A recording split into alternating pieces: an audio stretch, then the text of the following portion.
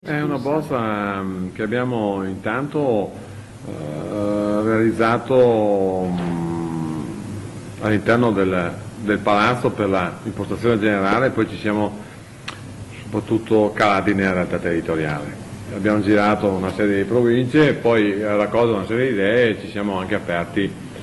al normale sapere delle persone, cioè a quello che effettivamente pensa anche la gente. Da questa premessa sono uscite delle proposte abbastanza importanti. Prima di tutto l'articolo 6 mi pare che si va a citare il principio della responsabilità, cioè quel principio che va a toccare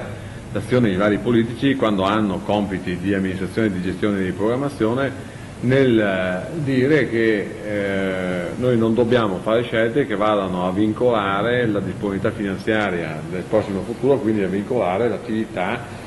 finanziaria e la programmazione finanziaria degli enti per poi precludere ai nostri figli la possibilità di vivere nella giusta maniera come stiamo vivendo noi. È un principio che sembra una banalità, ma è un principio che si ispira alla buona gestione del buon padre di famiglia quando va a gestire soldi pubblici.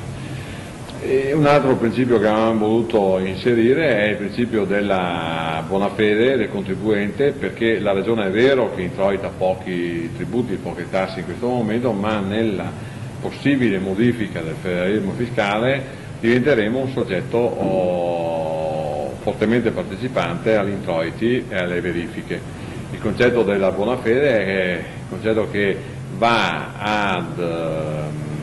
individuare nel contribuente non colui che deve dimostrare la sua buona fede, cioè il buon lavoro e il buon concetto dell'amministrazione e della non evasione, ma deve fondamentalmente l'amministrazione interessata alla verifica dimostrare che il soggetto è e ha operato bene. Si capovolge il concetto della prova. Anche qui perché ci siamo accorti che nel mondo dei contribuenti, nel mondo di chi lavora, nel mondo di chi produce economia e paga le tasse, c'è una sorta di grande paura di essere controllati, verificati e poi di non essere tutelati, di aver dimenticato le carte ma di aver pagato le tasse. E allora perché non pensare in una carta in cui si contengono tanti concetti, lo statuto, e poi si tirano fuori di volta in volta quando abbiamo bisogno di sviluppare alcune cose e fare delle leggi,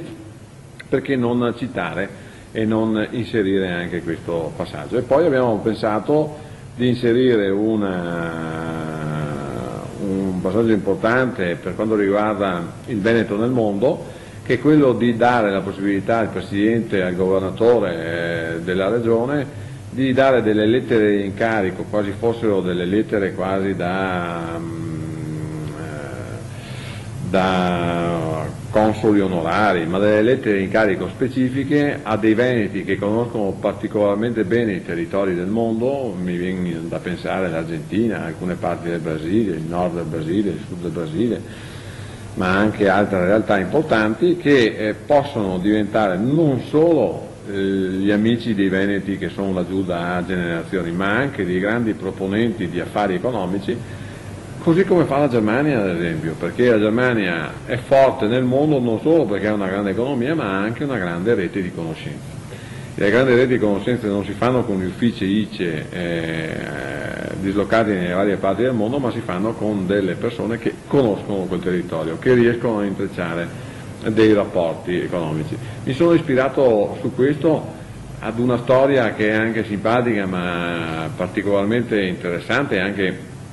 piena di spirito di collaborazione, che è quella storia dell'ultimo assessore che abbiamo avuto nella scorsa legislatura ai Veneti nel mondo, che è l'assessore Oscar De Bona, mio conterraneo, che sì ha girato il mondo conoscendo i Veneti, che le famiglie venete che per generazioni sono lì, ma è riuscito anche ad innescare, a intrecciare una serie di collaborazioni dall'Australia all'America Latina, al sud del Brasile, collaborazioni che poi hanno fruttato delle grandi commesse per l'Italia, per il Veneto, perché queste persone che sono laggiù hanno l'amore ancora per la loro terra di origine e auspicano di collaborare con noi, non solo perché noi li andiamo a trovare, gli raccontiamo come stiamo, ma soprattutto anche in termini di rapporti economici. ed è quell'economia che poi produce effettivamente lavoro. Il Veneto e non la Regione del Veneto, il fautore di questa scelta è il sottoscritto di Palla, che si chiama Dario Bondo.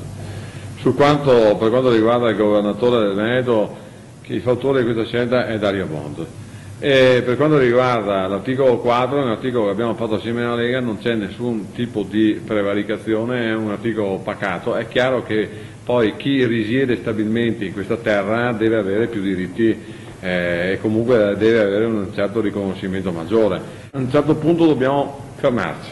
pensare che le risorse non sono illimitate, che alla fine dobbiamo dare delle priorità. Non è un discorso di prima i veneti perché siamo più belli, ma in verità i nostri genitori volevano anche loro questo.